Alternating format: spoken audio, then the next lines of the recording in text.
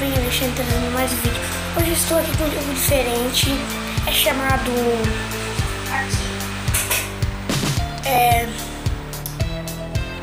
Toca 3 Race. Agora eu vou continuar aqui, tá começando, agora foi.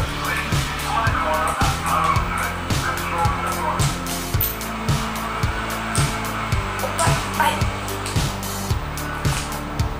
Se vocês forem muito bacanas aqui, já vamos tentar bater aqui 3 likes. Os caras de fome. Eu vejo a hora de chegar a 1 milhão, tá?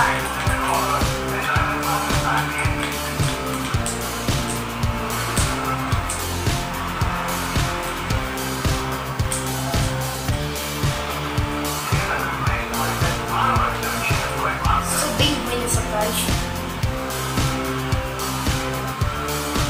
Vocês querem essa câmera? Vocês querem outra? Tem essa e essa. Essa eu gosto, galera. Vou deixar um pouco nessa, e depois eu mudo aqui.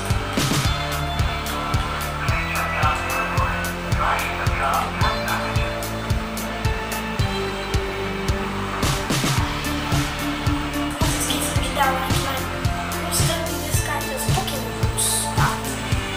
Porque daí eu vou fazer mais um vídeo, a segunda parte.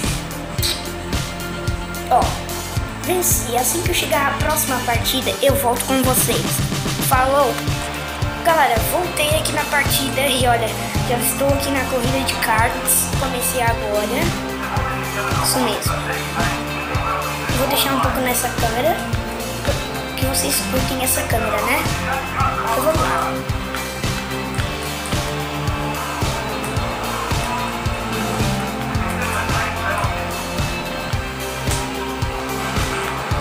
Agora eu vou ficar um pouco na outra câmera, que eu sou mais melhor. Essa câmera. Deixa. Tá bem muito controlar esse tipo, tá? Pode deixar comigo. Já terminou.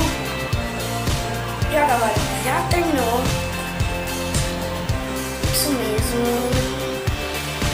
Foi isso, né?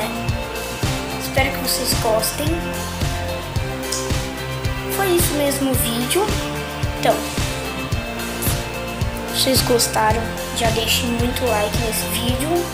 Vamos esperar aqui até uns 3 minutos, daí a gente finaliza.